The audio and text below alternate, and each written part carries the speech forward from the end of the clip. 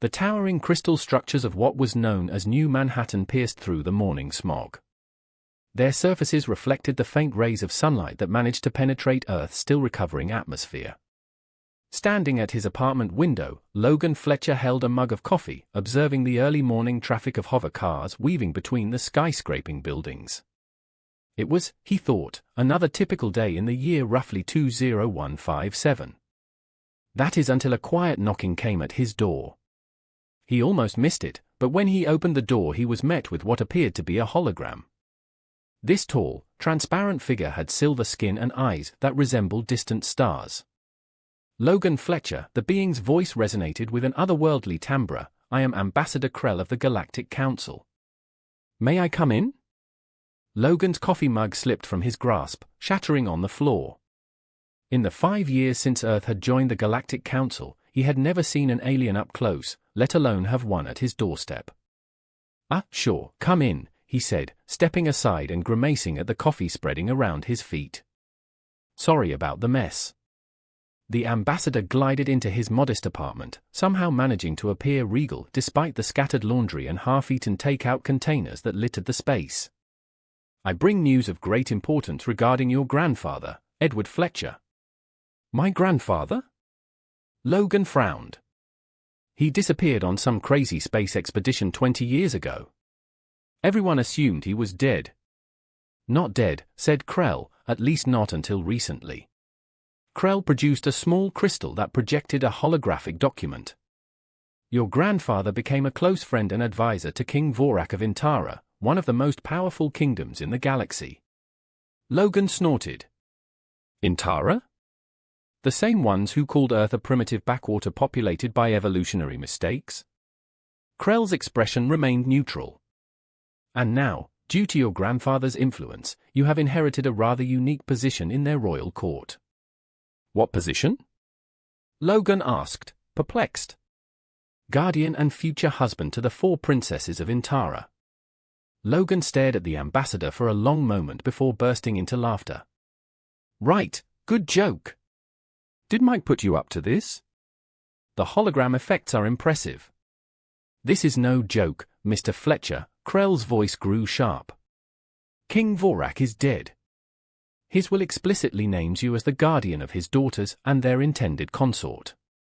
The stability of Earth's position in the Galactic Council may well depend on how you handle this responsibility." Logan's laughter died in his throat. "You can't be serious. They hate humans. Everyone knows that. Perhaps that is precisely why the king made his choice." Krell extended a hand, offering a small metallic disc.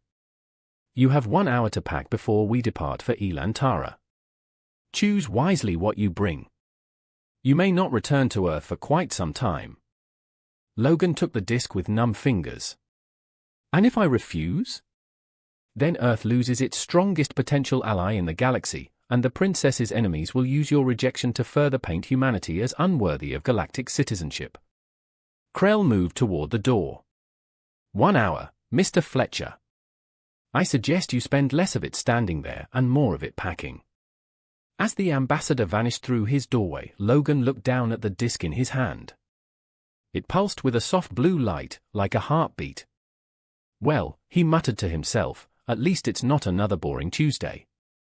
The journey to Elantara was a blur of hyperspace jumps and diplomatic protocols. Logan spent most of it trying to memorize the cultural briefings Krell had provided, though his mind kept drifting to what awaited him: 4 princesses, a marriage arrangement, the fate of Earth's galactic standing, no pressure at all. When they finally emerged from the last jump, Logan pressed his face against the viewport, his breath catching at the sight before him. Elantara's capital planet hung in space like a jewel, its surface a swirling mass of purple oceans and crystalline continents that seemed to glow from within. "Beautiful, isn't it?" Krell appeared beside him. "The Elantaran have spent millennia perfecting their world. They consider Earth's climate crisis proof of humanity's incompetence." "Thanks for the pep talk," Logan muttered. Their ship descended through layers of iridescent clouds toward a city that made New Manhattan look like a collection of children's building blocks. Towers of living crystal stretched miles into the sky, connected by bridges of pure light. Flying creatures that looked like a cross between whales and butterflies drifted between the spires. The royal palace rose from the center of the city like a frozen fountain, its surfaces refracting the light of 3 suns into rainbow cascades. As they landed on a floating platform near its base, Logan's stomach clenched with anxiety.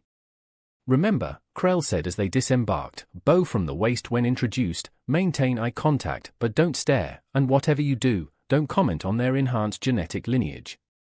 "Their what?" Logan asked. The Elantaran consider themselves the pinnacle of humanoid evolution.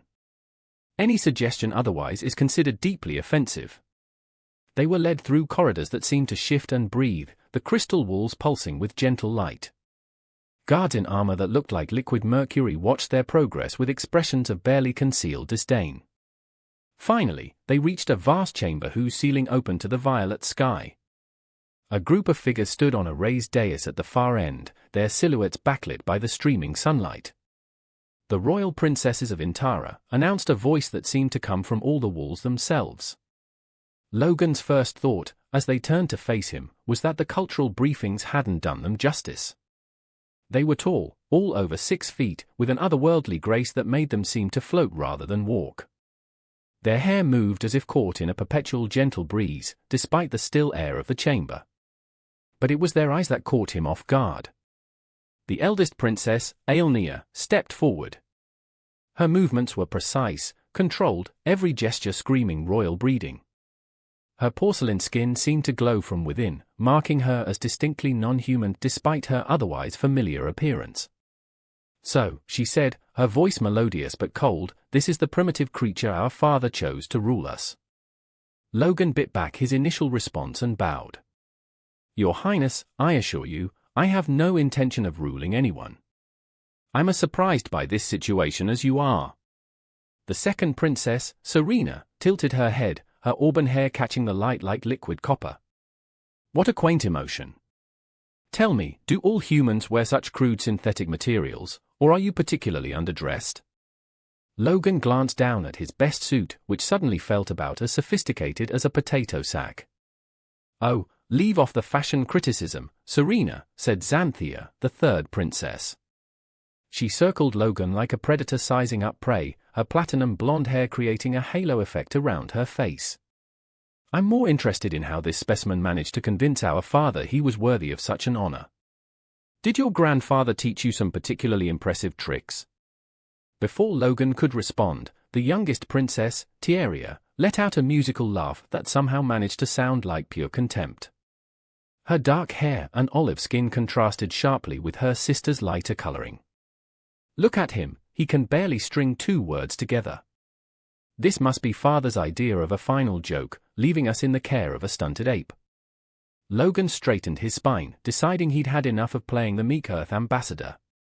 "You know, if we're going to discuss evolution, I could point out that clinging to outdated prejudices isn't exactly a sign of advanced development." The chamber fell silent, even the guards seemed to hold their breath. Alenia's silver-white eyes narrowed. "You dare?" "Yes, I dare." Logan met her gaze steadily. "Your father chose me for a reason. Maybe instead of making assumptions, you should consider that he might have known what he was doing." "Or perhaps," Xanthea interjected, sliding closer with predatory grace, "he finally lost his mind in his final days. It wouldn't be the first time a great king felt senility." Tieria snickered, but Serena shot her sister a sharp look. "Be careful, Xanthea. Those are dangerous words, even in jest." Logan watched the interaction with interest. There was tension between the sisters, subtle currents he hadn't expected. Aelnea, in particular, seemed to bristle at Xanthea's comment about their father. "The will is clear," Krell interrupted smoothly. "By galactic law and Elantaran tradition, Mr. Fletcher is now your legal guardian and future consort. The ceremony of acceptance must be performed within 3 solar cycles, or the kingdom's standing in the Galactic Council will be compromised." 3 days? Logan hadn't been briefed on this detail. "What ceremony?" "A mere formality," Aelnea said, her tone suggesting it was anything but. "You must simply prove yourself worthy through 3 traditional trials. Assuming you survive them, of course." Of course, Logan echoed dryly.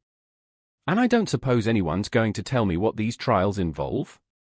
Serena's lips curved in what might have been a smile or a sneer. Where would be the fun in that? The first trial begins at dawn, Aelnea announced. Until then, you will be shown to your quarters. Try not to break anything, Primitive. As a pair of guards moved to escort him away, Logan caught Tieria rolling her eyes, but beneath her show of disdain, he noticed something else, a flicker of curiosity, quickly masked. One more thing, he called over his shoulder. My grandfather, what happened to him? The sisters exchanged glances. It was Aelnea who finally answered, her voice softer than before. He died protecting our father from assassination. He was brave, for a human. Logan nodded, processing this new information. As he followed the guards through the living crystal corridors, he knew his grandfather had died a hero in an alien court, and now Logan had inherited not just his position, but his unfinished work. Whatever game the old king had been playing by choosing him, Logan was beginning to suspect it was far more complex than simple succession. In his assigned chambers, a suite that would have put Earth's finest hotels to shame, Logan sank into a chair that seemed to mold itself around him. Through the transparent walls, he watched the three sons of Elantara begin their descent, painting the crystalline city in shades of gold and purple. Well, Grandpa, he murmured, you certainly left me one hell of a mess to clean up. A soft chime interrupted his thoughts. A holographic message flickered to life before him, first trial, the challenge of mind. Dawn. Great Hall. Come unarmed. Logan smiled grimly. Right, because I'm sure this won't be a trap at all. Logan spent the evening studying the layout of his chambers, testing the strange technology, and trying to figure out if anything could be used to his advantage. The bathroom alone was a maze of crystal panels and floating lights that had taken him 20 minutes to decipher. A soft knock at his door interrupted his exploration. When it slid open with a musical chime, he found Princess Xanthea leaning against the doorframe, her silver eyes glowing in the dimmed evening light. Enjoying your last night of comfort? She asked, sauntering in without waiting for an invitation. She wore something that looked like flowing quicksilver, the fabric clinging and shifting with each movement. If you're here to intimidate me, you might want to work on your threatening stance, Logan said. The way she positioned herself to best catch the light, the catwalk pose, somewhat undermines the menace. Her laugh was surprisingly genuine. Oh, you're sharper than you look, Earthling. She prowled closer, and Logan caught a scent like starlight and spice. I came to satisfy my curiosity. Father was not known for making foolish choices, yet here you are, apparently neither foolish nor particularly impressive, a puzzle. Maybe he just had a better sense of humor than his daughters, Logan replied. Careful, she purred, now close enough that he could see the galaxy pattern swirling in her eyes. That sharp tongue might get you into trouble. I thought you liked puzzles, he said. She reached out, trailing a finger along his jaw. Her touch left a tingling sensation in its wake. Perhaps I do. But tomorrow's trial? She paused. Well, let's just say even the cleverest puzzle can be broken if you apply enough pressure. Logan caught her wrist gently. Is this part of the test? The seductive warning? The mysterious threat? Xanthea's eyes widened fractionally, the first genuine reaction he'd seen from her. Then she smiled, slow and dangerous. You really aren't what I expected. I get that a lot, he replied. She withdrew her hand but didn't step back. Tell me, Logan Fletcher, what do you hope to gain from all this? Power? Wealth? The prestige of being consort to the most advanced civilization in the galaxy? Would you believe me if I said I just want to figure out why my grandfather thought this was a good idea? Logan asked. No, she replied. Then I won't bother trying to convince you. He matched her smile with one of his own. Though I have to wonder why you're really here, Your Highness. Surely you have better things to do than interrogate a primitive ape? A chime echoed through the chambers, some kind of evening signal. Xanthea stepped away, but her eyes lingered on him with newfound interest. Sweet dreams, Earthling, she said as she moved to the door. Try not to die too quickly tomorrow.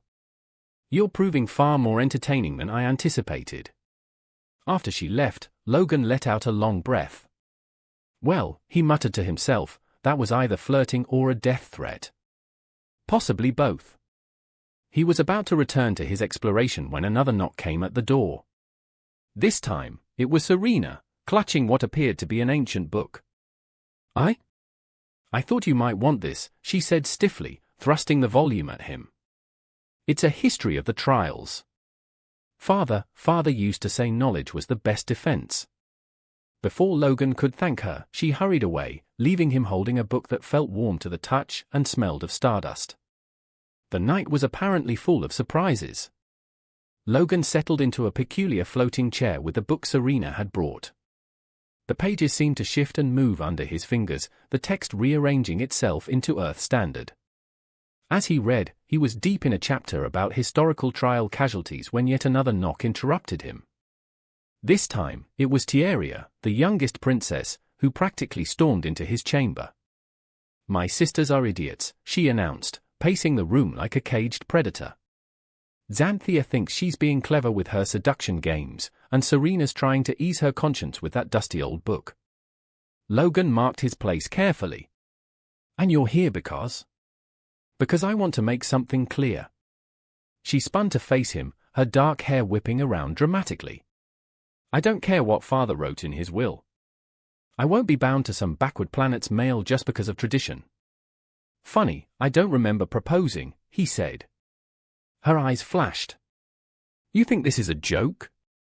I think you're trying very hard to convince yourself you hate me. Logan stood, matching her directness.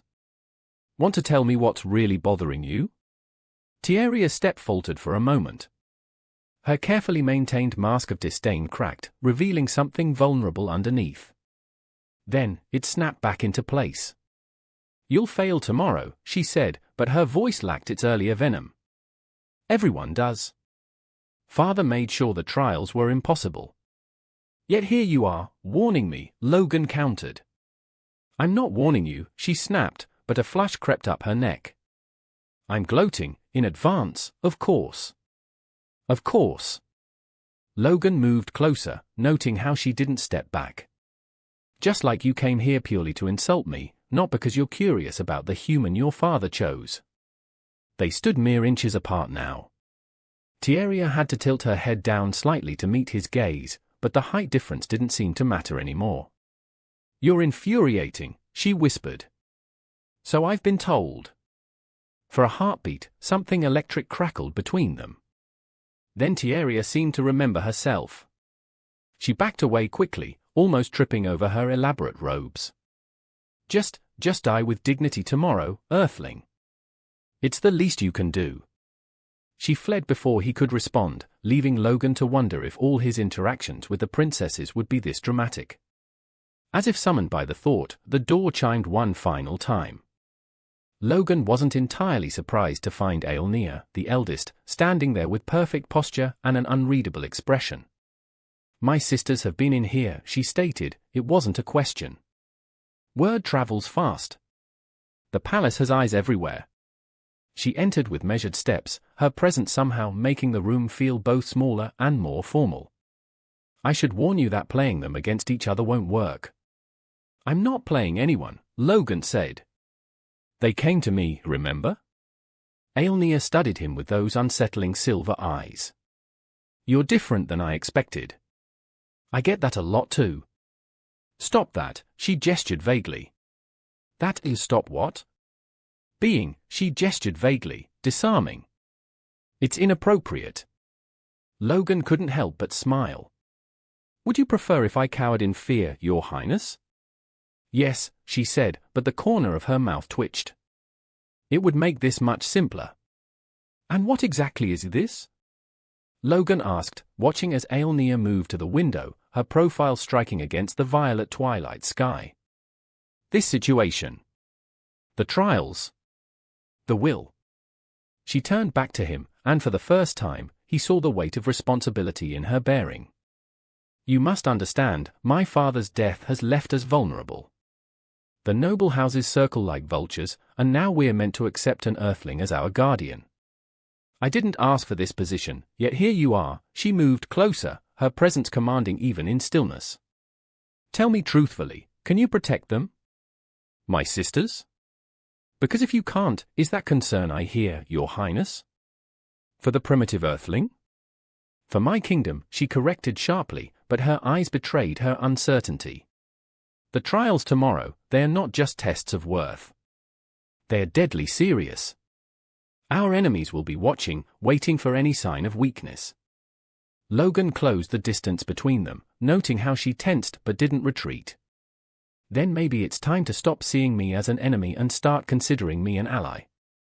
Their eyes locked, silver meeting brown, and something unspoken passed between them. After a long moment, Aelnea nodded slightly. "Perhaps," she whispered. Then seemed to catch herself, straightening. She resumed her regal bearing. "Dawn comes early here. You should rest." As she reached the door, she paused. "Logan?" "Yes?"